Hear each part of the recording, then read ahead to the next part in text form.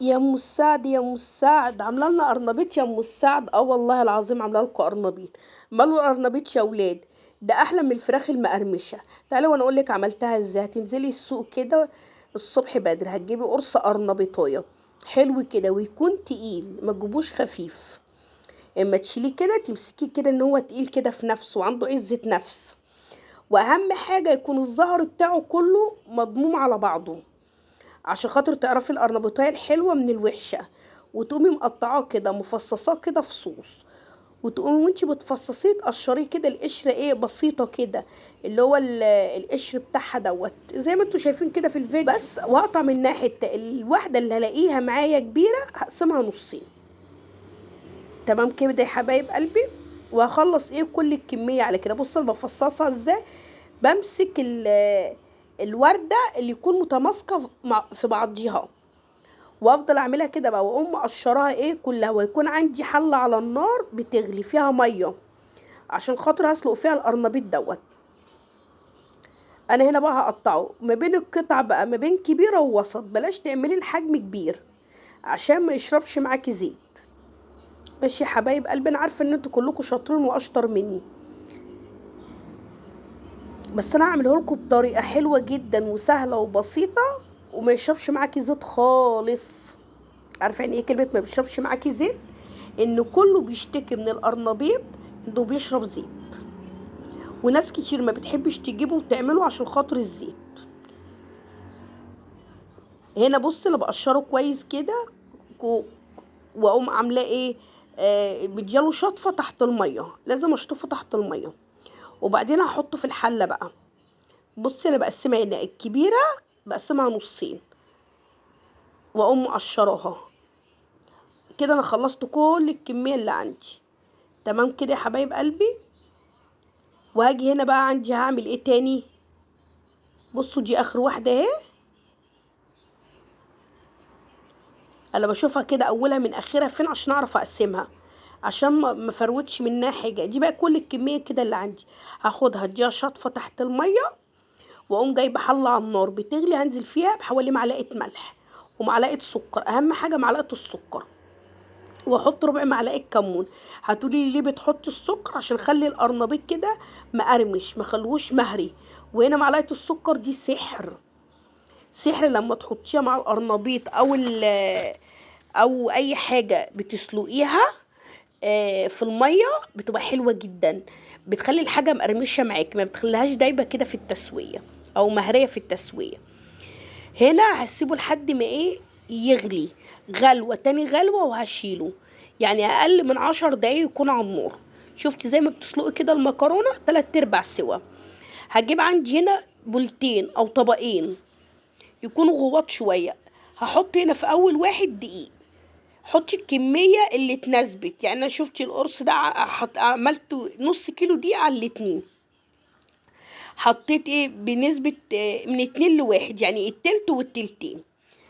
عليهم بايه كمان؟ هنزل عليهم بكل واحد بمعلقتين نشا. خاطر النشا هنا هي اللي هتعمل لي طبقة القرمشة، مش الدقيق اللي هيعمل لي القرمشة، النشا. هنا دول معلقتين النشا. وفي نفس الوقت مش هتخليه يشرب زيت خالص. جربيه واعملي على الطريقه دي والله العظيم ما هتندمي. مش عايزه تعملي الخليط اللي هو الدقيق والدقيق التاني، عايزه تعملي خليط واحد بس اللي هو الخليط السائل، اعمليه مفيش مشكله. هنا ده بقول مش هحط عليه بيكنج باودر، انا حطيت معلقه بيكنج باودر على الخليط التاني. هنا هحط بقى التوابل بتاعتي عباره عن ايه، عن ملح وكمون وكزبره بس، وفلفل اسود. يبقى التوابل عبارة عن ملح وفلفل اسود وكمون وكزبرة، مش هحط اي اضافات تانية خالص، ولا كركم ولا كاري ولا بابريكا ولا الكلام اللي انا بسمعه ده خالص. انا عايزه اكل كده حته قرنبيطايه حلوه زي اللي كانت بتعملها لنا امهاتنا ايام زمان. ان احنا فعلا فقدنا طعم الاكل الحلو بتاع زمان. هحط ايه تاني، الخليط دوت هقلبه كويس اللي هو الدقيق دوت. عايزه تستغني عن الخطوه دي وبلاش منها استغني، مفيش مشكله، برضه هيطلع حلو وقرمش معاكي، بس هتزودي معلقه نشا في الخليط التاني دوت. هنا الخليط ده عباره عن دقيق ونشا يعني مثلا حوالي 8 معالق دقيق ومعلقتين نشا، وعليه معلقه بيكنج باودر وملح وفلفل اسود وكزبره. وبلاش تحدقي الحاجه، حطي ملح قليل. هنزل هنا بالميه واحده واحده، مش هحط كميه الميه كلها عشان خاطر مش عايزه الدقيق ال- مش عايزه المعجون دوت يبقى سائل معايا معرفش اتحكم فيه. لا، انزلي بكميه الميه واحده واحده، هيكتل معاكي بس هيفك واحده واحده كده. هننزل بالميه لحد ايه ما نظبط القوام بتاعه. تمام كده يا حبايب قلبي. على فكرة وجبة القرنبيط ديت مغذية جدا، وعلى فكرة للي بيعملوا دايت حلوة جدا ليهم، وبتخسس، يعني بتخسس بنسبة 50%. بس ناكله ازاي؟ تاكليه لمدة 3-4 أيام ورا بعض، سواء تاكليه مسلوق بس من غير أي إضافات، هيحسن معاكي جهاز المناعة ويحسن معاكي الجهاز الهضمي والقولون. طول ما القولون في أمان هتلاقيكي بتخسي. عايزة تاكليه وهو متحمر مفيش مشكلة، بس هتاكليه من غير عيش. تاكلي القرنبيط بس من غير عيش، يعني قرص القرنبيط او الوردية بس تاكليها من غير اي عيش. هنا انا بوريك هنا بقى ايه السائل دوت اللي انا بص فكيته ازاي، اللي هو الخليط دوت. كده انا مش هضيف له اي ميه تاني، لا، هفضل اقلبه لحد ما اشوف فيه كتل دقيق متكتله ولا لا، لحد ما اخليه كده ايه سائل كده. ولا عايزاه اللي هو يبقى سائل ميه ولا جامد تقيل، عايزاه وسط. هضيف عليهم ايه 3 بيضات. حابه تزودي بيض عن كده زودي، مش حابه ما تزوديش. احنا خير الامور الوسط. احنا غرضنا اللي احنا بنعمل اكل مش مكلف. هقلب في البيض كويس، وهنزل ايه كمان بالخضره. عندي الخضره عباره عن شبت، بقدونس، كزبره، نص حزمه من كل حاجه. عايزه تكتري وتخليها حزمه ماشي، لو انت حابه الخليط تقيل. بس كل ما الخليط هيكون تقيل هيشرب زيت معاكي. بصي انا بوريكي هنا القوام بتاع الخليط. ولا عايزاه تقيل قوي، تقليه شويه، تقليه سنه. تمام كده. هنا هقلب الخضره. طب هعمل ايه كمان؟ هقلبه كويس، وهجيب هنا القرنبيط. عندي كان القرنبيط السلق، طلعته في مصفى وعلى طول نزلت عليه بميه ساقعه من الحنفيه. لازم اوقف عمليه التسويه بتاعته. هنا جبت بقى ايه اهو القرنبيط. هنا بقى هنزل فيه بالدقيق دوت، هغلفه بالدقيق. بص انا بوريك هنا التسويه بتاعته، 3/4 سوا، زي ما اكنك بتسلقي كده المكرونه. هشيله واقوم حاطاه ايه في الدقيق دوت. عايزه تستغني عن الخطوه دي استغني عنها، بس انا هنا بديله ايه كفر كده حلو لقطعه القرنبيط. زائد بخليها مقرمشه اكتر، زائد بخليها تشرب معايا الخليط دوت. يعني ما بخليش الخليط ده ينزل. بص هتلاقي الخليط اتغلف بالقطعه نفسها. هفضل اعمل كده بقى لحد ما ايه ما اخلص كل الكميه اللي عندي.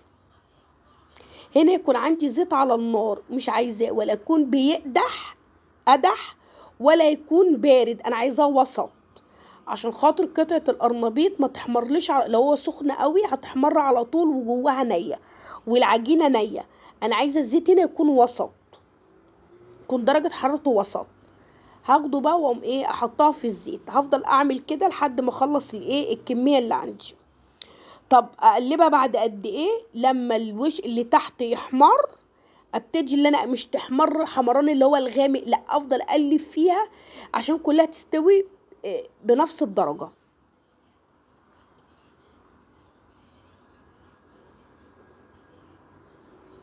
خشوا وابحثوا عن القرنبيط في جوجل، هتعرفوا ليه فوائد قد ايه. فوائده مهمه جدا وحلوه جدا، وفي فيتامينات ومعادن. سبحان الله، ربنا خلق لنا كل حاجه ليها فايده. يعني حتى في ناس كتير يقولك لا اصل احنا مش بنحب القرنبيط، اصلا بينفخ، اصلا بيعمل، اصلا بيسوي. لا، لكل حاجه وليها حاجه. القرنبيط حلو جدا جدا جدا جدا للمعده وللقولون، وبينظف القولون من اي غازات. انا هنا ما حطيتش توم، انا ما بحبش احط توم على فكره في العجينه. ممكن تحطوا بودره توم. تمام كده. هفضل اشيله بقى، بص من الخليط. هنا لازم انزل كل الخليط السائل من عليه، مش عايزاه لحد ما خلاص ما بقاش ينقط كده. طب ليه؟ عشان خاطر لما اجي احطه في الزيت ما الاقيش النقط ديت نزلت في الزيت حرقتهولي، او عمل الزيت بقى كله رواسب. فاهمين انتوا الفكره ازاي يعني؟ طبعا انتوا عارفين، انتوا اشطر مني بكتير يعني، مش اللي اجي اعلمكم. هنا بقى انا خدته بقى على الزيت بقى وبحمره. دي يعتبر كانت تاني رصه ولا تالت رصه. بس انا المشكله اللي عندي البوتاجاز بعيد عن التصوير، لان انا كل شويه بفضل انقل الكاميرا، افصل وانقل الكاميرا. بصي انا بفضل اقلب فيه كده شمال ويمين شمال ويمين عشان خاطر كله ياخد نفس درجه التحمير. اهم حاجه وانتي بتحمريه لازم تطلعي الحاجه على مصفى، ما ينفعش تطلعيها على مناديل او تطلعيها في طبق، او تطلعي الحاجه على المصفى. الهواء اولا بينشف الحاجه، ورواسب الزيت لو انت طلعتي على طبق بينزل فيه نقط زيت، فنقط الزيت دي لما بتطر الحاجه. فعشان كده بقول لك طلعوا الحاجه على نصف. بص اسمعي القرمشه هنا عامله.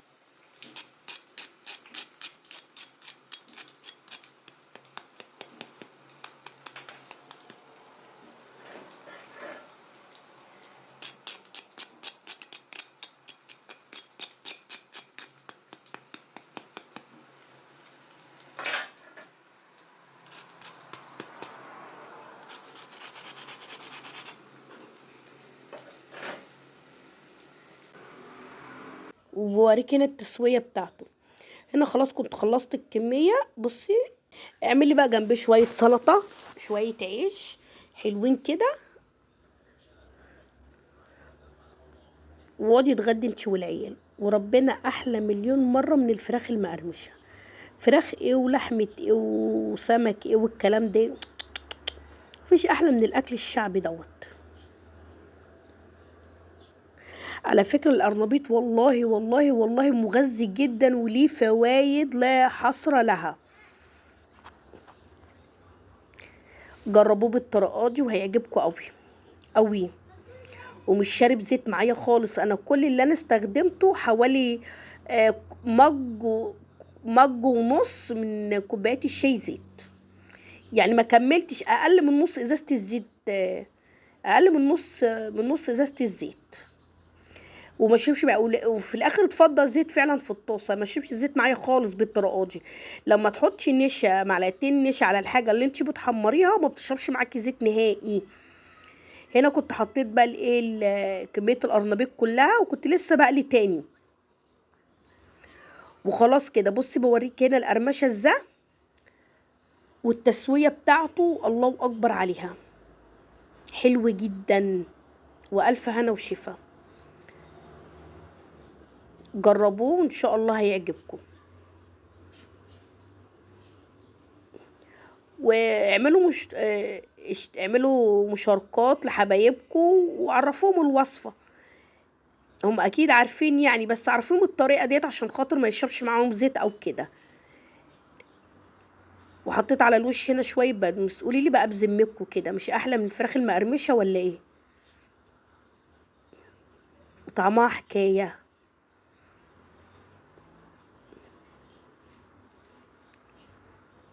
بس كده. ودي وصفة النهاردة، يا رب تعجبكم يا رب. وما تنسوش تعملوا لي لايك ومشاركة وتعليق حلو.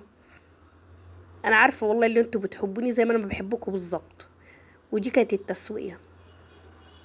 الف هنا وشفا.